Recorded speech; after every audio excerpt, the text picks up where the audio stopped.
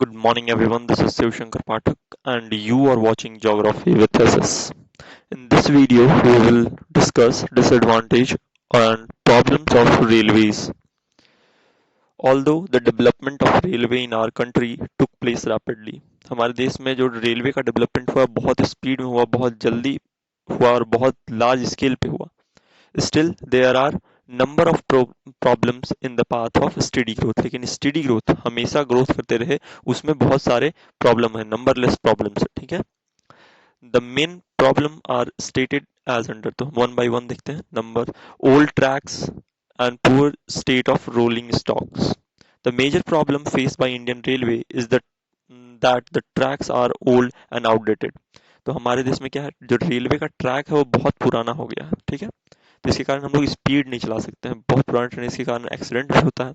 These old tracks cause many serious railway accidents. This has also resulted in speed restriction. तो इसके कारण क्या है, अगर ट्रैक्स पुराना है, पुराने टेक्नोलॉजी का है, तो इसके कारण क्या हो रहा है कि स्पीड हम लोगों को कम रखना पड़ रहा है. ठीक है. वर्चुअली एवरी टाइम टेबल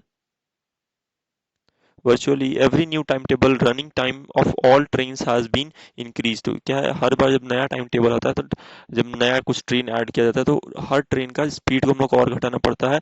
और जैसे जैसे पुराना होते जा रहा है टेक्नोलॉजी हमारे पास, वैसे स्पीड हम लोग को कम करना पड़ेगा, क्योंकि पुरानी टेक्नोलॉजी, इंजन पुराना हो जा रहा है, ट्रैक्स पुराना, तो स्पीड कम रखेंगे. अगर स्पीड कम नहीं करेंगे तो एक्सीडेंट झेलना पड़ेगा, इसलिए स्पीड कम हो रहा है. तो लेकिन यही बाहर के देशों में देखा है, तो जैसे जैसे नया टाइम टेबल होता है वैसे वैसे उसका टेक्नोलॉजी अपग्रेड हो रहा है. उसके कारण क्या है, स्पीड बढ़ जा रहा है. तो टाइम जो टेकन है डिस्टेंस ट्रैवल के लिए वो कम होते जा रहा है. Advance countries are reducing it drastically. ठीक है. फिर सेकंड हम लोग देखते हैं, ट्रैवल विदाउट टिकट्स. तो हम लोग जानते हैं देश में कोई टिकट लेने का जरूरत नहीं पड़ता, ऐसे ही घुस जाओ. लोकल ट्रेन में तो ऐसे ही आदमी घुसता है. ठीक है. Another problem that is being faced in India is that a large number of passengers travel without purchasing tickets. तो बहुत बड़ा अमाउंट है परसेंटेज कम है, लेकिन पॉपुलेशन ज़्यादा है, तो वही छोटा सा परसेंट भी बहुत बड़ा अमाउंट हो जाता है. ठीक है. तो उसके कारण परचेज नहीं करते हैं लोग टिकट, तो बहुत ज़्यादा इंडियन रेलवे को लॉस होता है. Every Indian railway have to bear extra loss of 5 crore every year on account of travelling without ticket. ठीक है. रेलवे एक्सीडेंट होते रहते हैं. The incidence of railway accident in our country is a greater as compare to other countries. हमारे देश में कुछ ज़्यादा ही होता है, क्योंकि हमारे पास टेक्नोलॉजी पुराना है, सिग्नलिंग सिस्टम पुराना हो चुका है. ठीक है. और ब्रेकिंग सिस्टम भी पुराना है, ट्रैक पुराना है, तो इसी कारण एक्सीडेंट होते रहते हैं. ठीक है. एज कम्पेयर टू ज़्यादा होते हैं वेस्टर्न और डेवलप्ड नेशन के of the world. Accident occurs due to the error and negligence of employees. तो कोई एम्प्लॉय सूत गया काम करते करते, सिग्नल देना था कहीं और का दिया नहीं, तो ये सब भी कारण होता है कि एक्सीडेंट होते हैं. ठीक है. Attack on railway. The Indian Railway had to suffer a heavy loss of crores of rupees. The railway are attacked during the time of disturbance and violence that arise in the part of a country. Last time अभी देखे होंगे आप हाल में ही कि अग्निपथ का ही चल रहा था, तो बिहार में ट्रेन जला रहा है लोग, साउथ में भी हुआ. तो इसी कारण क्या हुआ, रेलवे को बहुत बड़ा नुकसान हुआ. तो ये सब को सफर करना पड़ता है, इसके कारण हमेशा लॉस होते रहता है. कोई ट्रैक उखाड़ दे रहा है, कोई अब बोगी जला दे रहा है, कोई कुछ कर दे रहा है, कोई लोटा लेके भाग जा रहा है बाथरूम का, तो ये सब लॉस अल्टीमेटली कहीं ना कोई लॉस भरेगा. तो ये लॉस जो है इसके कारण बहुत ज्यादा नुकसान होता है इंडियन रेलवे को. For instance, there are heavy loss of railway in the movement of Bengal, Telangana and Assam. ये सब जो इलाका है यहाँ पे वायलेंट प्रोटेस्ट होते ही रहते हैं. तेलंगाना में ही अभी हाल में हुआ था, वेस्ट बंगाल में भी हुआ, असम, बिहार, ये सब इलाका जहाँ प्रोटेस्ट जो वायलेंट हो जाता है हमेशा. ठीक है. फिर आते हैं problem of replacement. There are lack of modern management and railway failed to attract adequate incentives and suitable talent. In addition to it, it could not make economic analysis for perspective of planning tariff. तो इसी कारण क्या, नया जो attraction या incentive नहीं मिला, तो इसी कारण ये सुटेबल जो टैलेंट है उसको अच्छे अच्छे जो आदमी है उसमें उसमें डेवलप कर सकते हैं, रेलवे टेक्नोलॉजी को डेवलप कर सकते हैं, इंजीनियरिंग कर सकते हैं, उन लोगों को ये जॉब नहीं दिया है. इसके कारण क्या हो रहा है, टेक्नोलॉजी जो पुराना हो जा रहा है उसके कारण इसमें भी प्रॉब्लम आ रहा है, ठीक है। प्रॉपर प्लानिंग नहीं हो पा रहा है। आउटडेटेड टेक्नोलॉजी के बारे में बात करते हैं, एक ये भी बड़ा प्रॉब्लम है। The rolling stocks technology is absolutely out modelled. ये जो टेक्नोलॉजी था रोलिंग आउट स्टॉक, ये बहुत पुराना हो चुका है। The system is based on excessive man power. ये जो टेक्नोलॉजी था इसमें क्या है, मैन पावर का बहुत ज़्यादा उस समय यूज़ हो रहा था, लेकिन आज मैन पावर का नहीं, आज मशीन का यूज़ कर सकते हैं, लेकिन आज भी वही टेक्नोलॉजी पर हम लोग चल रहे हैं। Man power develop has not kept pace with the technology upgradation. This has made railway incapable of coping with the increasing transport demand and rising the improving of traffic volume and flow. अगर man power का use ज़्यादा करेंगे तो हम लोग को handle करना मुश्किल होगा, लेकिन अगर वहाँ पर ऑटोमेटेड टेक्नोलॉजी लगा दे तो हम लोग ट्रैफिक को बहुत स्पीड से कैलकुलेट करते हैं, क्योंकि ऑटोमेटेड रहेगा तो आसानी से होगा। लेकिन ये चीज़ इंडिया में नहीं हो पाया, तो इससे क्यों क्या हुआ कि जो हर चीज़ के लिए आपको एक इंसान रखना पड़ रहा है, तो उसके लिए यूनिट कॉस्ट ऑफ ऑपरेशन बढ़ जा रहा है, ठीक है। तो ऑटोमेशन का जरूरत है।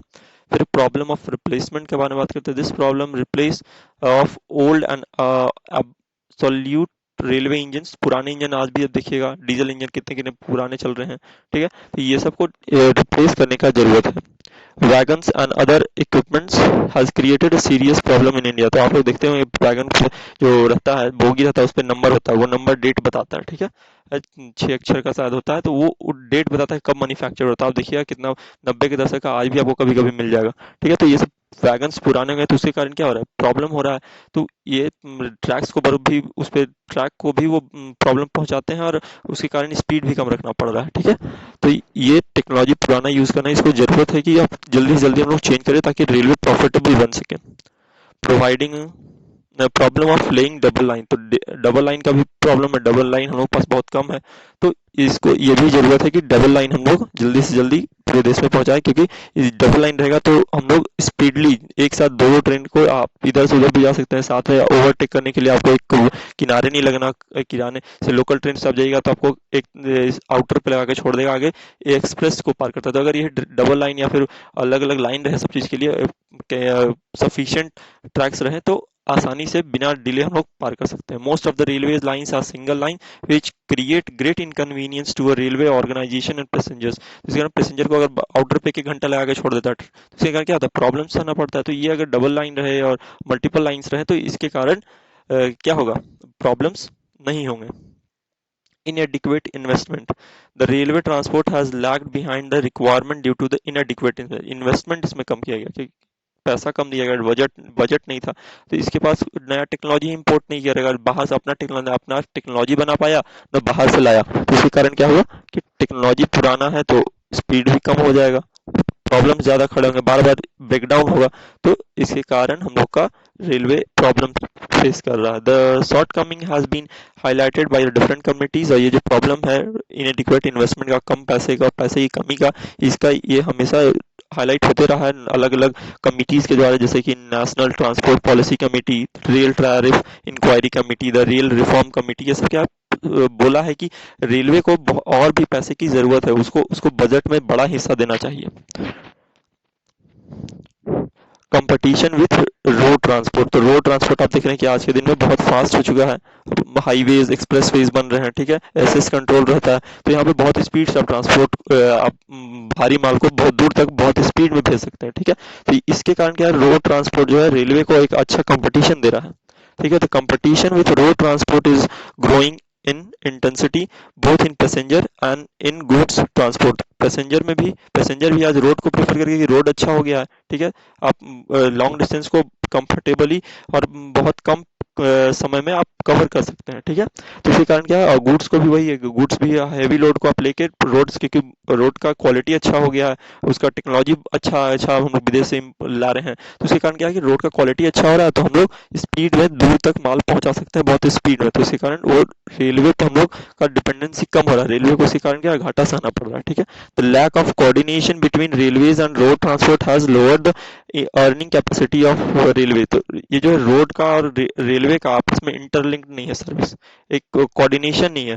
तो इसके कारण क्या है, रेलवे को हर जगह लाइन तो नहीं पहुंच सकता, लेकिन आपस में हम लोग अगर लिंक करके रखें कि यहाँ से जाएगा वहां तक, वहां से पानी का जहाज जाएगा, उसके बाद फिर रेलवेज का यूज होगा, फिर उसके बाद बस ट्रक्स का यूज करके आगे तक पहुंचाया जाएगा। तो ये अगर प्रॉपर कोऑर्डिनेशन के साथ चलेगा तो सबको फायदा होगा। लेकिन अगर कोऑर्डिनेशन ही नहीं रहेगा तो क्या होगा, एक पर्टिकुलर रोडवेज पे भी हैवी लोड हो जाएगा एट अ टाइम, और उसके कारण क्या होगा, ट्रैफिक जाम होगा, रोड खराब होंगे, और रेलवे को घाटा सहना पड़ेगा, ठीक है, अदर जो मोड ऑफ ट्रांसपोर्ट है, तो आपस में कोऑर्डिनेशन का जरूरत है।